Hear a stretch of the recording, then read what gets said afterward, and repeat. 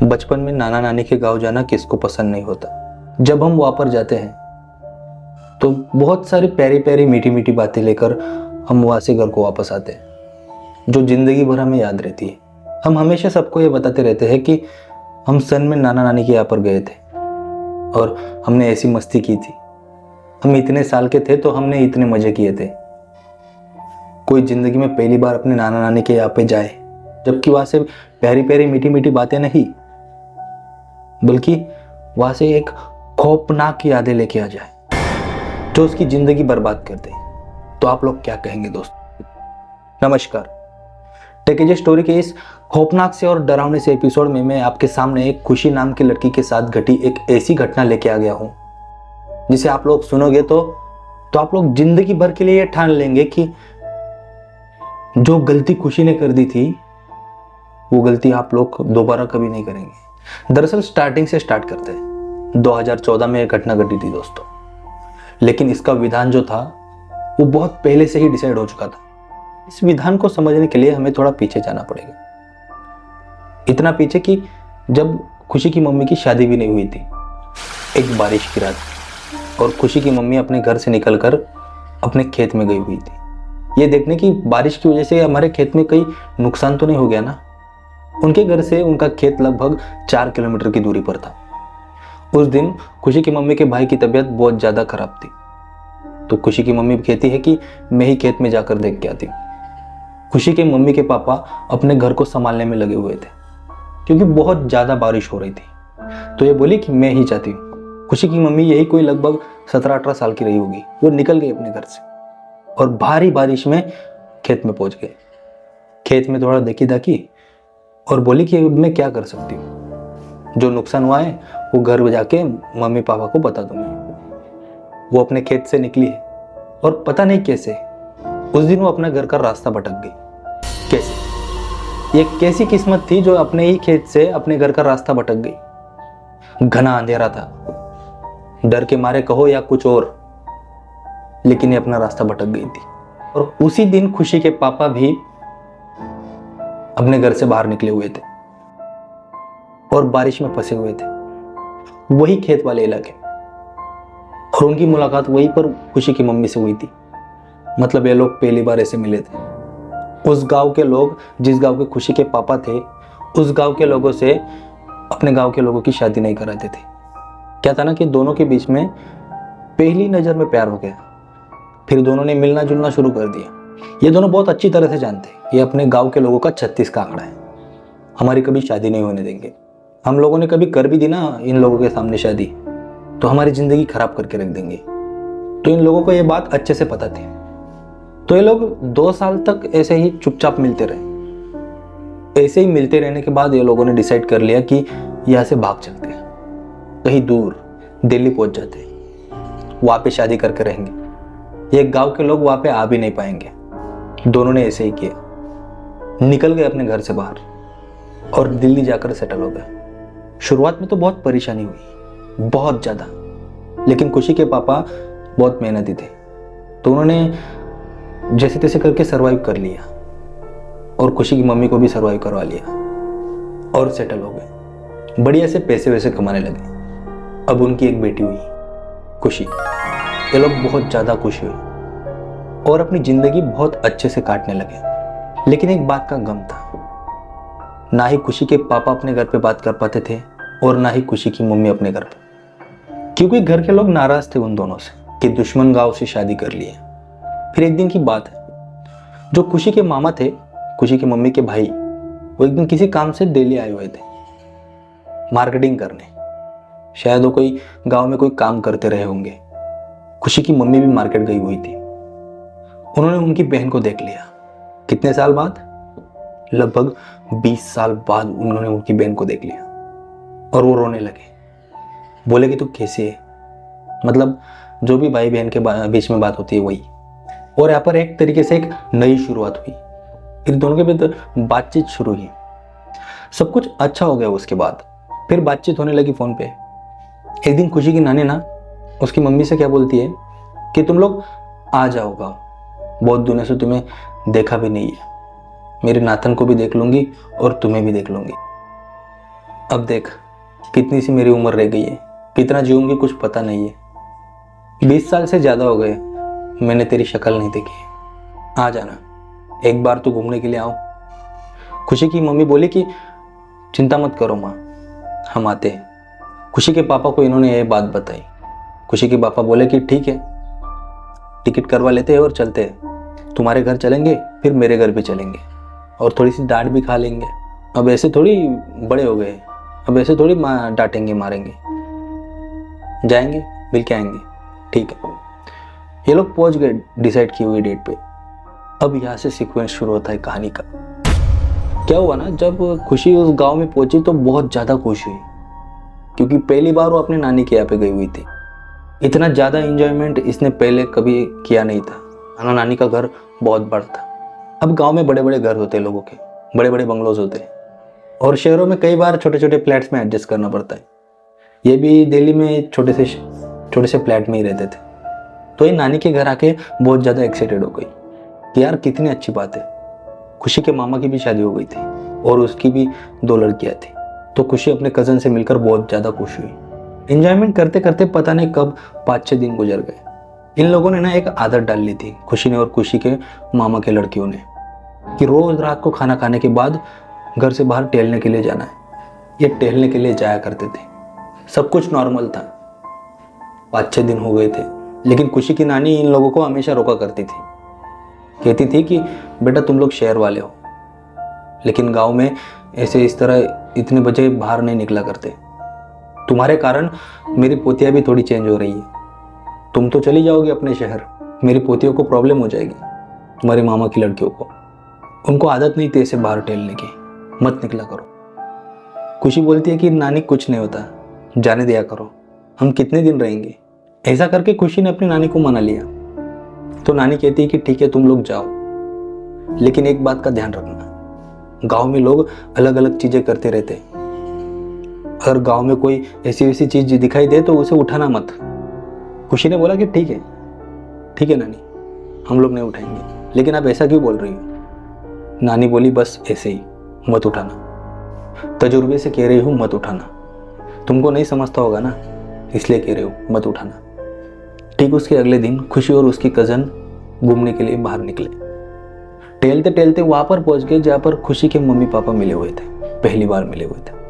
कहानी तो खुशी ने कई बार सुनी हुई थी। रात के तकरीबन 10:15 हो चुके थे। अब दोनों कज़न डरने लगी थी, क्योंकि इलाका पूरा सुनसान था, जंगल वाला इलाका था। बोली कि चल चल चल खुशी, निकल जाते हैं, यहाँ पे बहुत अंधेरा है। खुशी बोली कि रुको रुको, फोटो वोटो खींच लेती हूँ। उसके पास मोबाइल था तो वो ऐसे सेल्फी लेने लगी मोबाइल से। उन्होंने फोटो वोटो लिए और उसके बाद वो घर की ओर निकलने लगी। लेकिन जाते जाते खुशी को ना एक बरगद के पेड़ के नीचे 2 कंगन दिखाई दिए, बड़े बड़े कंगन। मोबाइल का टॉर्च चालू था तो उसमें उन्हें दिखाई दिए। खुशी को ऐसा लगा कि अरे सोने के कंगन है। खुशी वो कंगन उठाने के लिए जाने लगी, लेकिन दोनों कज़न कहने लगी कि अरे खुशी, नानी ने मना किया था ना ऐसी कोई भी चीज़ उठाने से, मत उठा। गांव में कई बार ऐसी चीज़ें उठाते हैं तो प्रॉब्लम हो जाती है। खुशी बोलती है कि यह क्या कोई ऐसी ऐसी चीज़ दिख रही है क्या तुमको, सोने के कंगन है, उठा लेते। उल्टा नाना नानी घर वालों को दिखाएंगे तो वो लोग खुश हो जाएंगे कि सोने के कंगन लेके आए हैं बच्चे। ये देखकर तो ऐसा लग रहा है कि पूरे 1 लाख रुपए के कंगन होंगे। खुशी ने वो दोनों कंगन उठा लिए और वहीं पर अपने हाथ में डाल लिए और अपने घर पे चलते चलते आ गई। सब कुछ नॉर्मल था और घर पे पहुंची तो अपने दिमाग से वो निकल गया कि घर वालों को कुछ बताना है, नाना नानी मम्मी पापा को कुछ बताना है। घर पे बैठ के नाना नानी मम्मी पापा कुछ बात कर रहे थे, कुछ इन लोगों के दिमाग से निकल गया और अपने अपने कमरे में सोने के लिए चले गए। बड़ा घर था, कैसा कमरा था मैं आप लोगों को बता देता हूँ। इनका डुप्लेक्स टाइप का बंगलो था, मतलब घर के अंदर ही ऊपर जाने के लिए सीढ़ी थी। मतलब जो नीचे जो फ्लोर था वहाँ पे टीवी रखने के लिए जगह थी और किचन था, बस इतना ही था। नीचे हॉल से ही सीढ़ियाँ ऊपर चढ़ती थी। फिर एंड में एक रूम था, वहाँ पे ही खुशी सोती थी। उसके बाजू में ही एक रूम था, उसमें वो पहली वाली कज़न सोती थी और उसी रूम के बाजू में एक और रूम था, वहाँ पे उसके मामा मामी और दूसरी वाली कज़न सोती थी। खुशी अपने कमरे में जाकर सोई है कि सब लोग नीचे बात करने लगे कि सब बच्चे ऊपर जाकर सो गए हैं। अपना तो आज मूवी देखने का प्लान था। खुशी के पापा खुशी की मम्मी को कहते हैं कि जाओ ऊपर जाके देखो कि बच्चे सो गए हैं क्या, नहीं सोए होंगे तो बुला लाओ। खुशी की मम्मी सबसे पहले खुशी के कमरे में आती है और देखती है तो क्या, खुशी सो रही है अपने दोनों हाथ ऐसे रख के छाती पे। तो दोनों हाथ में उनको कंगन दिख गए, थोड़ी घबरा गई। इतने मोटे मोटे कंगन इसने अपने हाथ में कैसे पहने हुए? खुशी के पास गई और बोली कि ये तूने क्या पहना हुआ है हाथ में, ये कंगन तेरे पास कैसे आए? खुशी बोली कि अरे देखो, मैं आपको बताना ही भूल गई। खुशी को एकदम ऐसी गहरी नींद नहीं लगी थी तो उसने तुरंत बताना शुरू कर दिया। मैं बताना भूल गई कि हम लोग वहां पर गए थे जहां पर तुम लोग पहली बार मिले हुए थे और वहीं पर मुझे सोने के कंगन मिले। देखो कितने सुंदर कंगन है, कितने महंगे होंगे ना ये कंगन। उसकी मम्मी गुस्सा हो गई कि पागल हो गई क्या, नानी ने मना किया था ना तुझे ऐसी कोई चीजें उठाने के लिए, चल निकाल ये कंगन, उतार इनको। मम्मी थोड़ा चिल्लाई तो खुशी बोली कि चलो ठीक है निकाल देती हूँ, गुस्सा मत करो। उसने उतारा तो एक हाथ में उसको लग गया कंगन, उस कंगन में कुछ नोकीला सा था, वो लग गया, उसको खून बहने लगा और वो खून थोड़ा सा कंगन में लग गया। तो उसकी मम्मी बोली कि अरे तूने ये क्या कर दिया, पापा को पता चल गया तो प्रॉब्लम हो जाएगी, चल जा जल्दी से अपने हाथ धो ले। तो उस रूम में एक अटैच बाथरूम था, वहाँ पे गई, अपना हाथ पाथ धोया और कमरे में कोने में एक दवाई वगैरह रखी थी, वो दवाई वगैरह लगाई उसने। और उसकी मम्मी बोली कि चल अब सो जा। मम्मी बोली कि हम लोग मूवी देख रहे हैं, तुम बच्चे लोग सो गए हो तो सो ही जाओ। तो खुशी ने बोली कि ठीक है सो ही जाती, कंगन इसे बाजू में रखे। और खुशी सो ही रही है। सोते सोते खुशी को एक सपना आया और उस सपने में खुशी अपने आप को वहां पाती है जहां पे उनको एक कंगन मिले थे। और सपने में भी वैसे ही दिखाई देता है जैसे उसने रियल में अपने फोन को उठाया था सेल्फी लेने के लिए, वैसे ही वो सपने में भी फोन उठाती है। और उस फोन के सेल्फी में वो पाती है कि वो जो उनकी दो कजन थी, वो कजन भी उसको उसके जैसे ही दिखाई दे रही थी। मतलब कि फोटो में वो भी थी और उनकी कजन नहीं थी, बल्कि दो जो लड़कियां थी वो सेम उसके जैसी दिखाई दे रही थी। ये डर कर उठ गई और उठकर बैठ गई और सोचने लगी कि अरे ये कैसा सपना था, बहुत डरावना था। और उसकी नींद सी उड़ गई और नींद उड़ गई तो ये अपने फोटो देखने लगी। फोटो देखते देखते वो उसने मोबाइल का इंटरनेट चालू किया और मोबाइल देखने लगी। मोबाइल देख ही रही है, फिर अचानक से उसके कमरे का दरवाजा बंद था। उसे वो दरवाजा खुलने की आवाज़ उसे सुनाई देती है। ये ऐसे साइड में बैठी थी तो उसके बाजू में ही दरवाजा था। पलट के देखी तो कौन ऐसा दरवाजा खोल रहा है? वो दरवाजा खुला है और ऐसे हाथ लिटरली अंदर आए, लेकिन कोई अंदर नहीं आ रहा, सिर्फ हाथ अंदर दिखाई दे रहा है। ऐसा हाथ अंदर आया है, दरवाजा खुला है, लेकिन अंदर कोई नहीं आ रहा। इसने आवाज लगाई, कौन है, कोई अंदर क्यों नहीं आ रहा? जैसे इसने ये बोला है, अचानक से हाथ पीछे गया है और झटके से दरवाजा बंद हो गया है। ये घबरा कर उठ गई और दरवाजा खोलकर बाहर आ गई। बाहर देखती तो क्या, कोई भी नहीं है। आजू बाजू में देखा, कजन का रूम बंद था, दोनों कजन का रूम बंद था। ये सोचने लगी कि कौन था।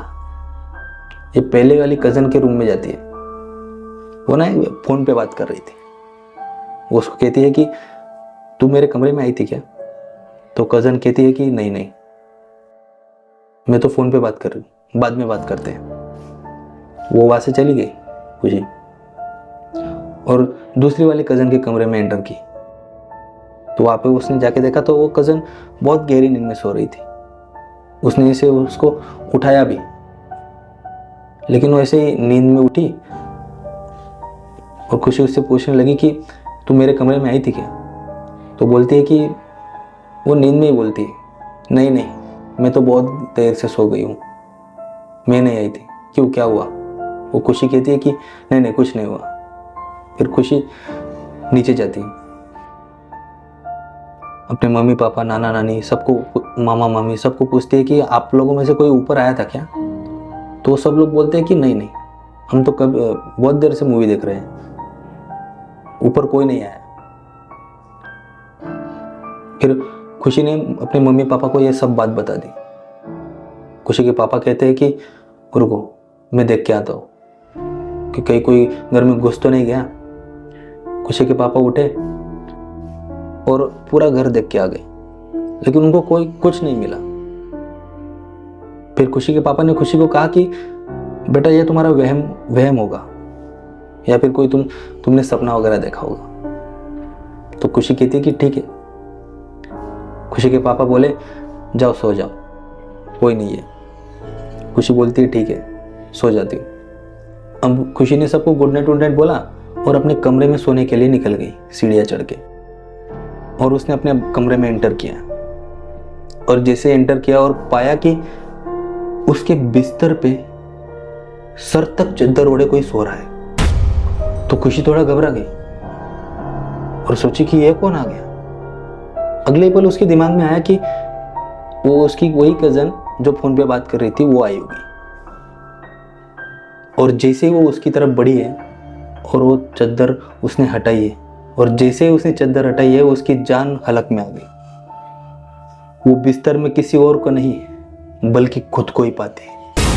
उसके पूरे मुंह से ब्लड ही ब्लड निकल रहा था, हो निकून, और वो मरे हुए हालत में खुद को देखती है। जैसे बिस्तर में सिचुएशन या नजारा उसने देखा, वो बहुत जोर से चिल्लाई, और जोर से जैसे चिल्लाई है, उसके नीचे जो सामान रखा था उसमें उसका पैर फंसा और वो गिरी है पीछे दीवार पे। सिर में चोट लगी है, खून निकलने लगा।